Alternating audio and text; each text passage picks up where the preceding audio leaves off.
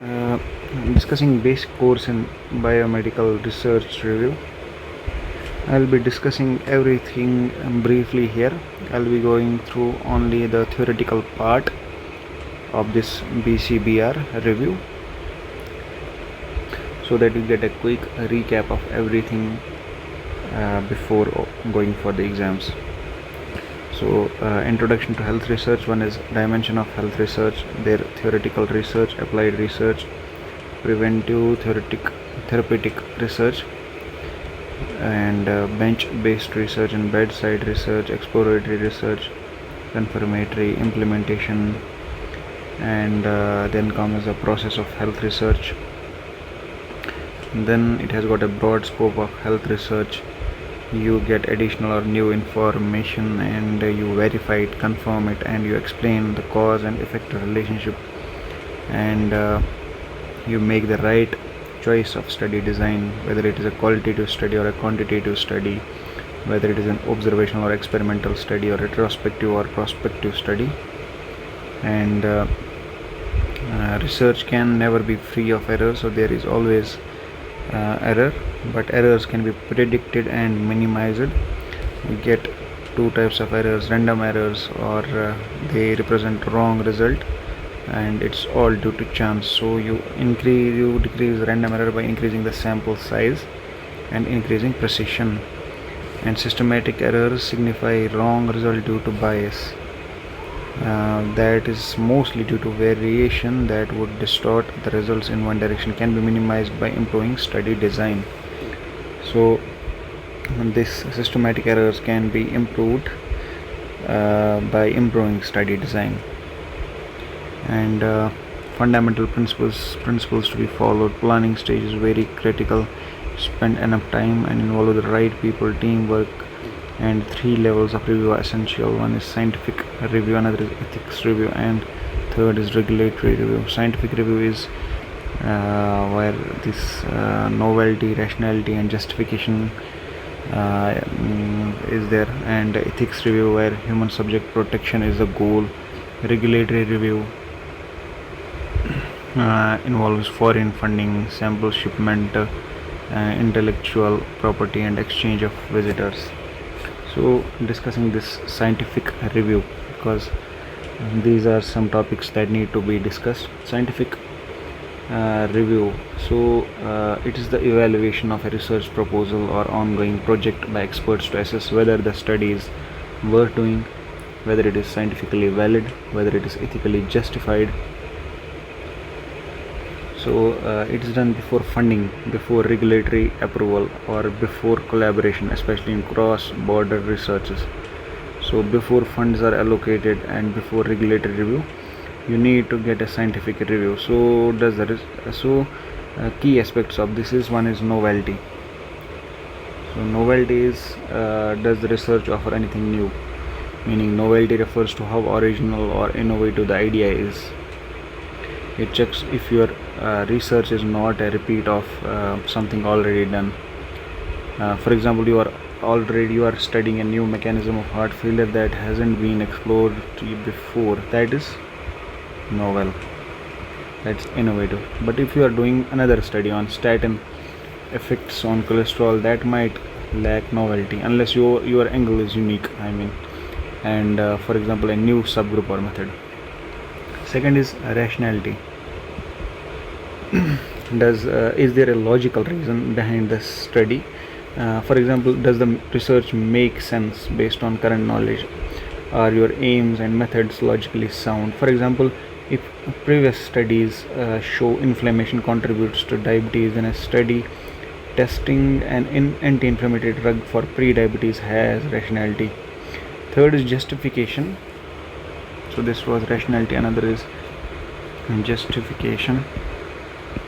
So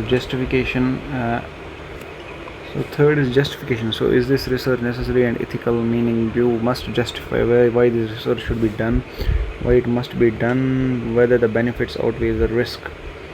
Fourth is regulatory review.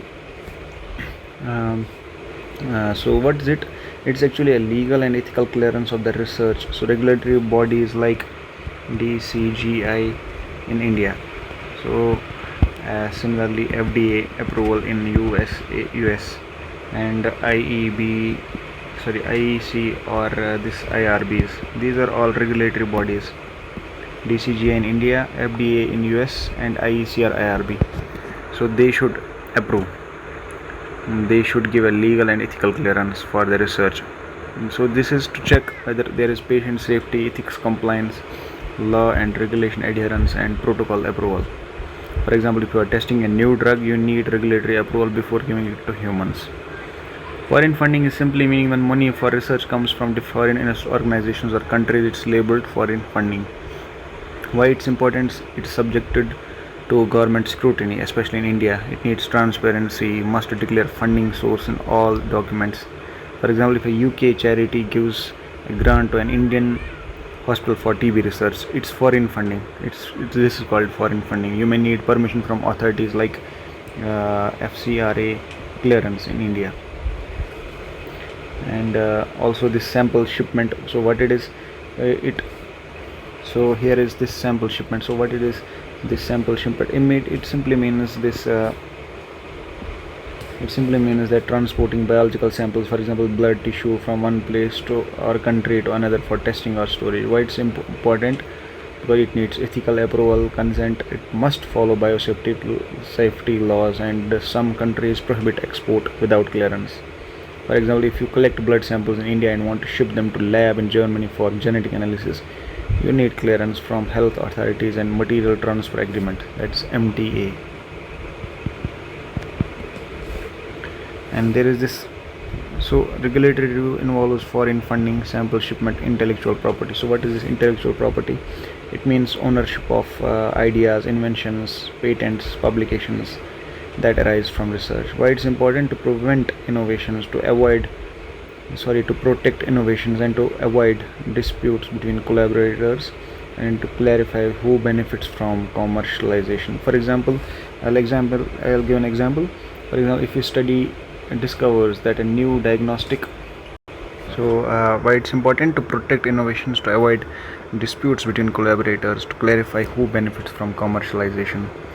For example, if your study discovers a new diagnostic marker for Alzheimer's, then IP rights decide who owns the patent, you, your institution, or the funding agency. Then comes the fourth part, is exchange of visitors, meaning researchers traveling between collaborating institutions for study, training, or project work. So why it's important? Because it may require visa, regulatory approvals, important for international partnerships. For example, a PhD student from India visiting Harvard for 6 months to work on joint research is considered an exchange visitor. So how it all connects? I will give an example, a case scenario. You are at an Indian medical college and planning a research project on a new TB vaccine in collaboration with a US university. Here is how the above terms apply. Novelty, so no one has tested this vaccine in India population yet. Rationality means prior studies show promising results in animals. Justification, TB is a major burden in India and current vaccines are suboptimal. Regulatory review means you submit protocol to DCGI plus IEC. Foreign funding, so NIH of USA funds the study. Sample shipment means blood samples sent to USA for advanced immunological testing. Intellectual property is agreement signed, so both institutions share patent rights if vaccine works. Exchange of visitors means US researchers come to India for training local teams. So then comes this breadth and depth of inquiry in health research. So human host, healthy, susceptible with disease, dead, and surrounding environment and society, climatic factors, housing, vectors, animals. So this all is just basic. So broad scope of health research is testing new drugs, vaccine, tools or interventions for prevention, treatment, control of disease. So can INH prophylaxis delay onset of tuberculosis with introduction of smokeless stoves, result in reduction of respiratory morbidity and mortality in rural areas. Evaluating ongoing programs and assessing feasibility of new programs, and some critical considerations in planning phase. There should be adequate justification. There should be this adequate justification. Why are you conducting this research? There should be clarity. Case definitions of variables and outcomes should be standard and unambiguous. Sample and sample size should be representative of the population. It should have a generalizability or external validity. Should be adequate means power to draw meaningful inferences. Challenges, you get two types of challenge scenario. When we desire to study the relationship between a variable and an outcome, confounders can be there and effective modifiers. Confounders affect both study variables as well as the outcome, so both are affected. This variable and outcome effect can be minimized by proper study design and through stratified analysis, whereas effective modifier can alter, but generally negatively, the relationship between the study variable and the outcome by independently affecting outcome. So good to be aware of them through adequate literature review and not include them in the study. Let's explain this a bit. A confounder is actually a third variable. Confounder is a third variable always, and it's related to exposure and it's independently related to the outcome, but it's not in the causal pathway. You always have to remember this. So confounder is not in the causal pathway. What is its effect? It distorts the true relationship between exposure and outcome. And for example, study variable is, for example, exposure. So coffee drinking, it is an exposure, but the outcome is risk of heart disease. So exposure here, and for example outcome, exposure is this coffee drinking and outcome is heart disease. So confounder is smoking, for instance here. So people who drink coffee often smoke more, and smoking itself causes heart disease. So if you don't account for smoking, you might wrongly conclude coffee causes heart disease. So how to minimize confounding? So you have to it can be minimized by proper study design. For example, you do randomization, that improves the study design. So study design, a well designed study helps control for these confounding variables and also affect modifiers. For example, we can use randomized clinical control trials that randomly assign subjects to groups, minimizing bias, cohort studies, case controls, and we can also do stratified analysis. Stratification means breaking down your study population into subgroups, also called as strata, based on key characteristics. This helps us control for potential confounders and affect modifiers by assessing the relationship between study variable and outcome within each subgroup. This is stratification. For instance, in the smoking and lung cancer study, if age is a potential confounder, younger people are less likely to smoke but may still get cancer. You can stratify by age groups to see if the relationship holds across age groups. Whereas effective modifiers and their impact. Whereas effective modifiers alter the strength or direction of the relationship between the study variable, that is the exposure, and the outcome. Definition of this effective modifier is it's a variable that modifies the effect of the study variable on the outcome, usually by having a different effect depending on the level or presence of the modifier. Effective modifiers do not cause confounding, whereas the relationship, what's confounding is there is the relationship between exposure and the outcome is spurious.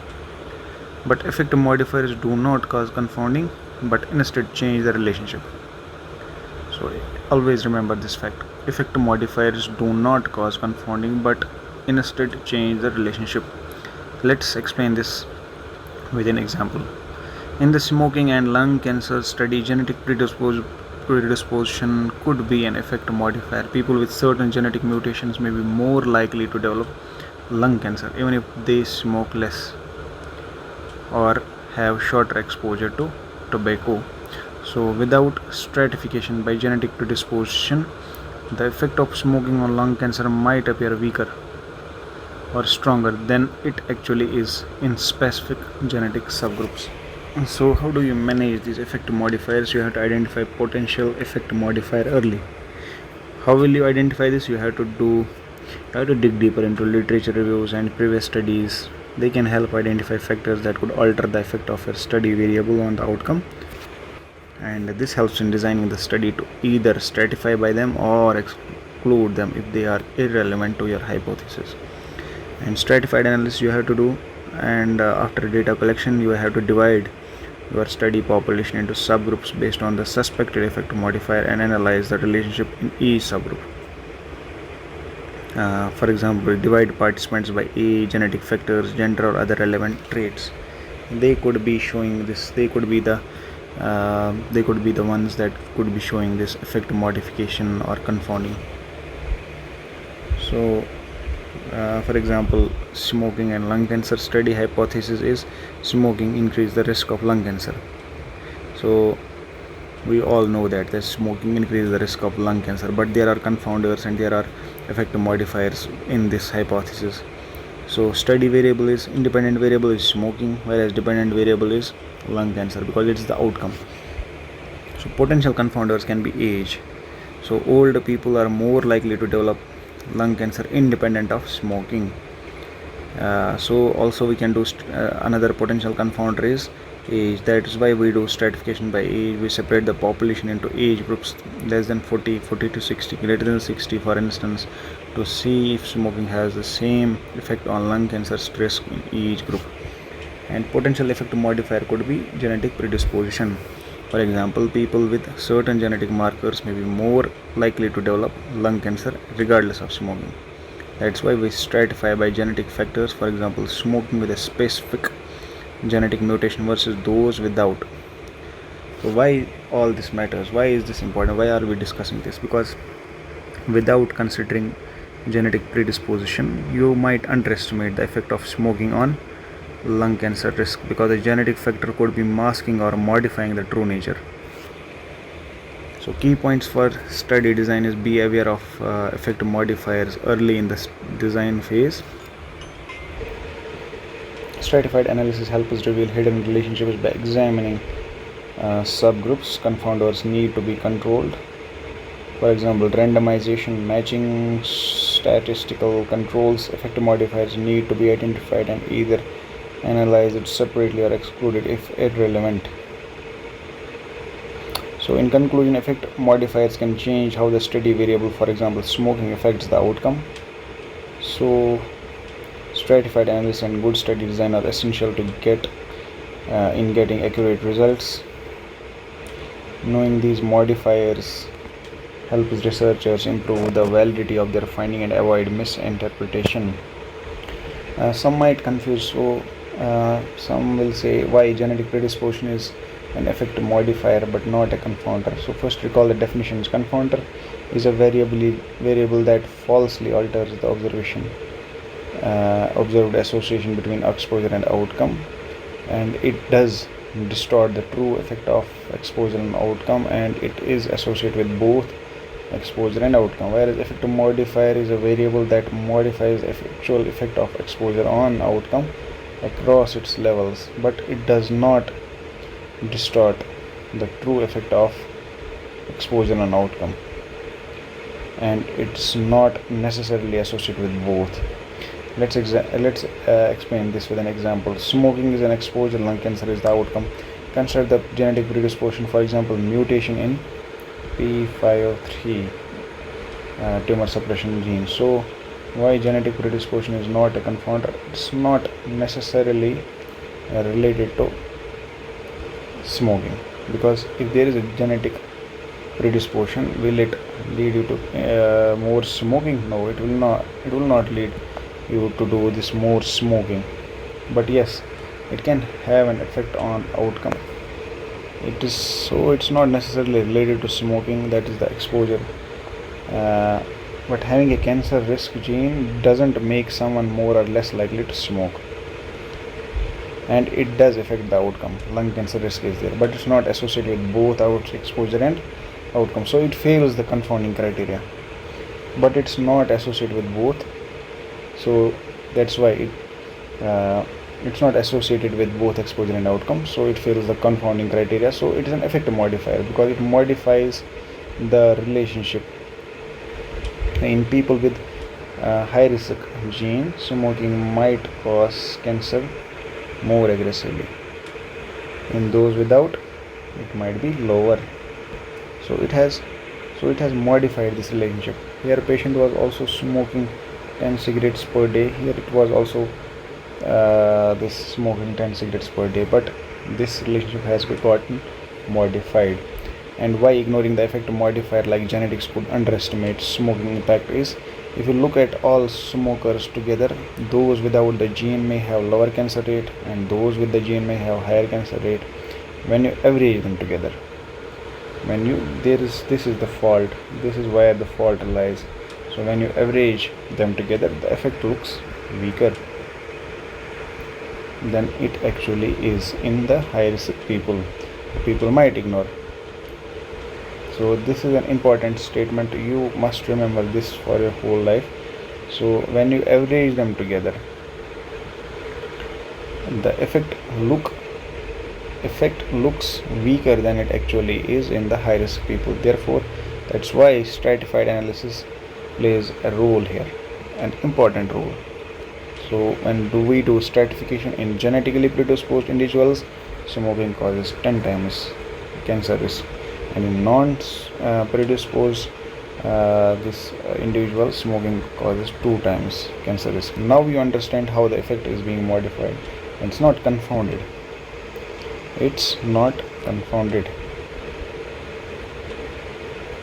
So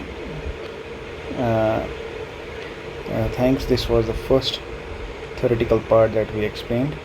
I hope you guys understand all. Subscribe and like my channel. Thanks.